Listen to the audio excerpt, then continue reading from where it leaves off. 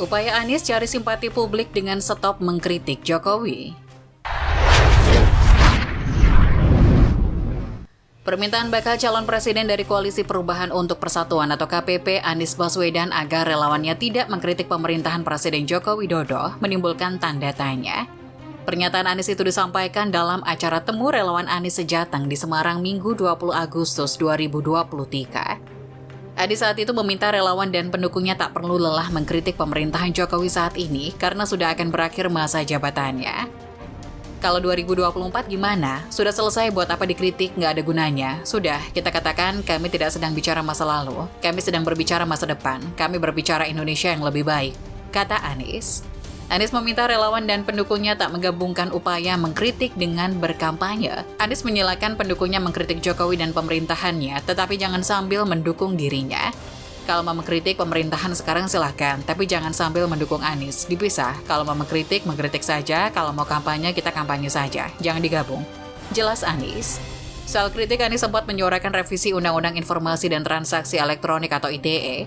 Hal itu disampaikan Anies saat menghadiri acara bertajuk Milenial Menyampaikan Anies Mengerjakan di Cipinang, Jakarta Timur, Sabtu 19 Agustus. Anies merespon kritik publik yang kerap berujung pada laporan polisi. Ia khawatir suara kritis masyarakat hilang lantaran takut berhadapan dengan aparat penegak hukum. Bagi Anies, kritik itu berdampak pada dua hal, nyaman dan tidak nyaman di telinga. Selama berada di pemerintahan, itu tidak penting yang soal nyaman di kuping atau tidak, kata dia. Anies menuturkan kritik adalah hak setiap warga untuk menyampaikan isi pikirannya. Saya juga nggak pernah menuntut siapapun, padahal kalau lihat dosisnya itu cukup lumayan kemarin. Biarkan saja, tuturnya. Mantan Gubernur DKI Jakarta itu mengatakan seharusnya pemerintah menjawab kritik, bukan justru dibalas laporan ke polisi. Bagi Anies, bila sudah duduk di pemerintahan, seharusnya menjawab kritik yang disampaikan masyarakat. Jawaban itu pasti akan didengarkan oleh publik.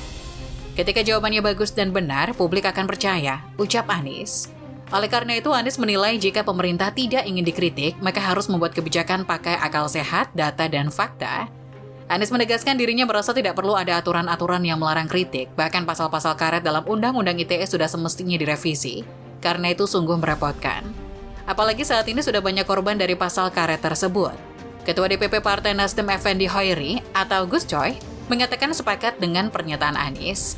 Menurutnya tidak boleh menyerang pribadi Jokowi tetapi mengkritik kebijakan. Sepakat, tidak boleh menyerang pribadi Jokowi tetapi boleh mengkritik kebijakan pemerintah yang pas, kata Gus Coy kepada Tirto Selasa 22 Agustus 2023.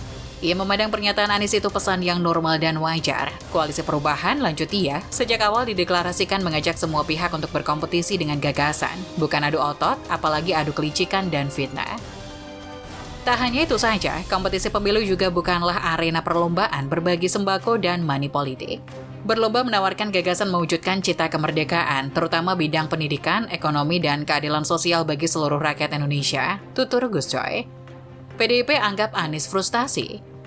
Politikus PDIP, Ruhut Sitompul, melihat Anies Baswedan sedang berbohong dengan pernyataan yang disampaikannya di Semarang itu. Ruhut menilai Anies sudah mulai sombong padahal menurutnya belum tentu lolos menjadi presiden. Meski didukung 3 partai di Koalisi Perubahan, yakni Nasdem, Demokrat, dan Partai Keadilan Sejahtera.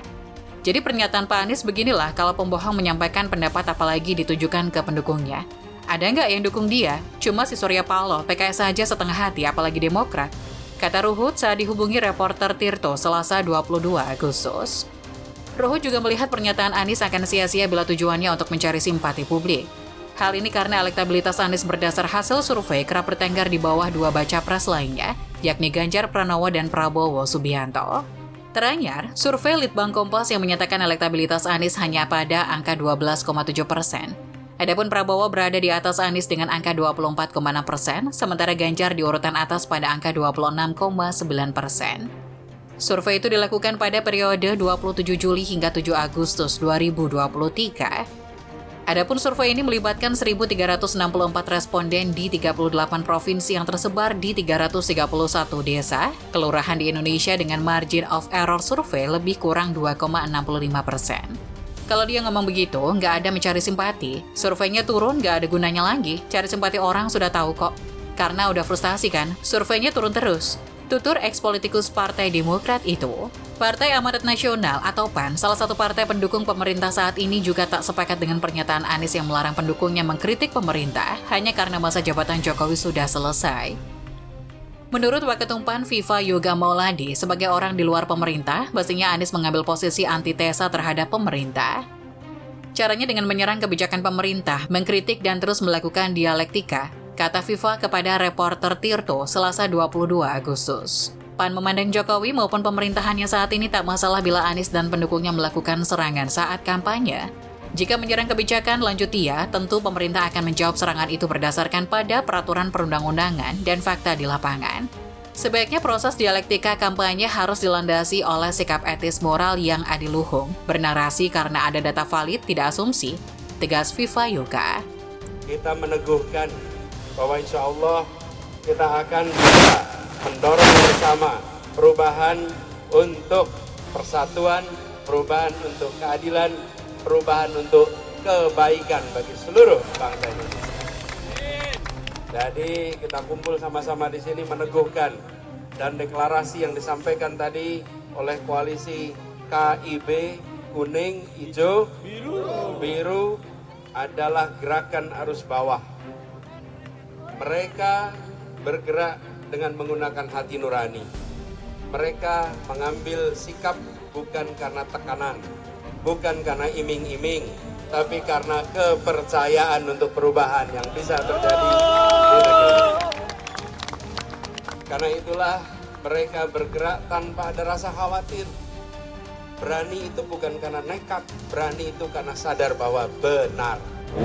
Jadi perubahan yang kita tawarkan kepada masyarakat adalah perubahan yang terkait pada 4 hal pokok dalam kehidupan keseharian, yaitu kebutuhan pangan yang terjangkau, pendidikan yang terjangkau hingga tuntas, berkualitas, kemudian lapangan pekerjaan. Kita meneguhkan bahwa insya Allah kita akan bisa mendorong bersama perubahan untuk persatuan, perubahan untuk keadilan, perubahan untuk kebaikan bagi seluruh bangsa Indonesia. Jadi kita kumpul sama-sama di sini meneguhkan dan deklarasi yang disampaikan tadi oleh koalisi KIB, kuning, hijau, biru adalah gerakan arus bawah. Mereka bergerak dengan menggunakan hati nurani.